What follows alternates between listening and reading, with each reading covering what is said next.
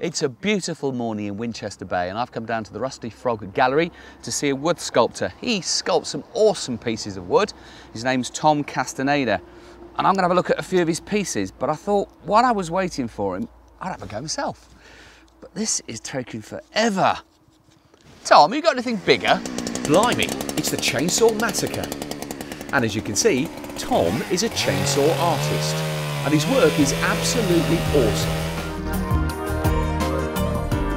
You know what, it's great just to come off the beaten track to small town America and walk through one of these cities. This is Toledo. You never know what you're going to see and what you're going to find. This was once a bustling mill town. It's now a thriving art community and quite a few well-known artists actually live here. And you can see examples of their work all the way around Toledo, whether it's on the walls or down at the depot. Well, that was a fascinating tour to see how the Tillamook cheese is made. But this is the payoff. All these fantastic samples of cheese. So many here, I'm not quite sure which one to choose, but I think I made my mind up. The sharp cheddar. Oh, lovely. Just have one more. Oh, two then.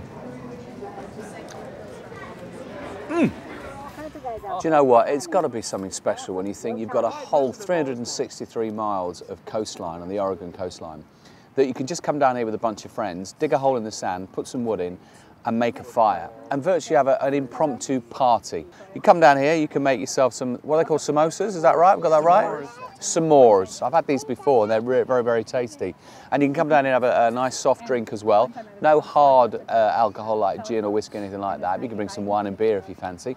Bring your friends down, cook yourself some food, and it's 24/7. What would be better to stay here when the sun goes down, and you can sit and the fire really starts to blaze up and you get nice and warm and you can drink and have a party and toast your friends. I don't know anywhere else that you can do that, but you can here on the Oregon coast, and I tell you what, it's great fun. I'm at the Seafood Centre in Astoria, one of several seafood cooking and tasting schools along the Oregon coast, where I'm told head chef Eric Jenkins will blow my socks off with a dazzling display of his cooking prowess. The classes are totally hands-on and they encourage an informal, relaxed atmosphere. They supply the ingredients, the recipes and the aprons, unless you'd like to wear your own of course, and you do the chopping and dicing.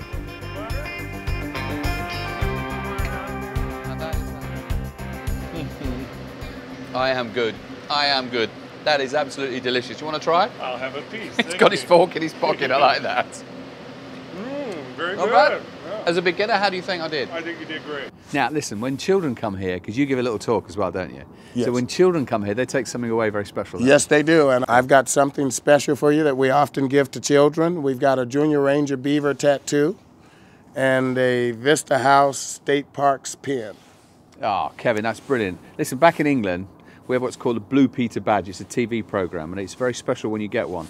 But this is even better. Well, you respond the same way that children typically respond when they get Big theirs. smile. Thanks, Kevin. Thank you very much, sir. Pleasure. I'm 7,000 feet up Mount Hood, Cascade Mountains behind me, beautiful views from east to west, Mount Jefferson right over there in the distance, and you could just about see the Three Sister Mountains in the distance behind that. The snow is absolutely perfect, and I believe it's about 20 feet deep at this moment. People are skiing down there, snowboarding, and if you've never skied before in your life, this is the place to do it. And if you don't fancy skiing and you just want to see some great views, this is the place to come.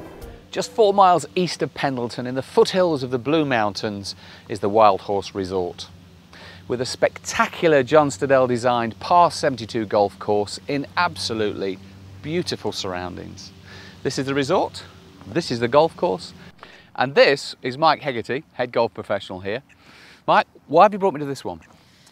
This is the start of our closing holes 16, 17, and 18. I'm scratching my head for a reason. I don't really get this golf stuff. Mike's gone off and left me. I don't think he's very impressed with my play, to be honest. But I'm on the 18th now, and he's put the fear of God in me. He tells me it's out of bounds on the left, and the water's on the right, but the wind blows from the left, which means you've got to hit it towards the out of bounds on the left, and then try and get it on the green. Oh, I'm just going to play it.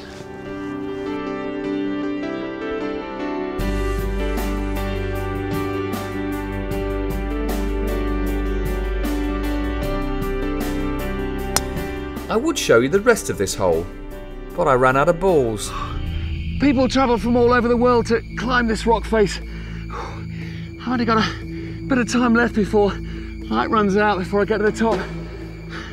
I don't think I'm going to make it. I think I need another carabiner. Have we got another carabiner down there? Here you go. Oh, thanks. Cheers. Me 3 feet off the ground. It's beautiful. You did really great. But you two, I mean, what's the highest you've climbed, Ian? Oh, 300 or 400 feet. 300 or 400 feet? Yeah. So what is it about the climbing thing that really excites you? Got to be the challenge. You know, we really work on doing harder and harder routes and challenging our physical ability and mental ability to complete a rock climb. And Do you ever get scared, Dan? Oh, sure.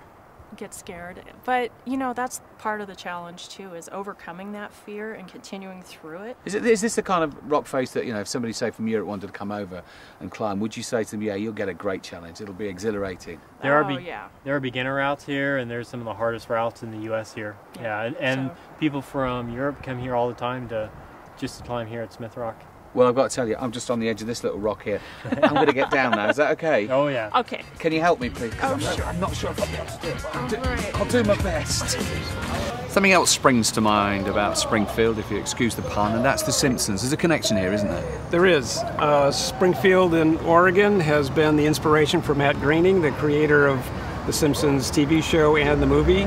And was he local? He was local, but he grew up and went to school in Eugene, moved to Portland, started the cartoon, and has been history in the movie making, or at least the TV making, for some time. And we can see there, 2007 Springfield Oregon Film Festival. That's correct. It's kind of put Springfield on the map, really, isn't it? We put Springfield on the map. Again, one of 39 in the United States, but the only one that has a connection to this creator of this cartoon. Well, I'm a massive fan of The Simpsons, I have to say, and quite a few people are in Europe, which is absolutely marvellous. And we are too. John, it's great talking to you. I'm just going to borrow this for a little while. I'll see you later. It's Alistair. What a great idea, an authentic German restaurant in Oregon. Let me get into character. There you go. Going to tuck into my Wiener Schnitzel. The party's going to carry on into the early hours, so I'll say goodbye and Prost. Or should that be Auf Wiedersehen?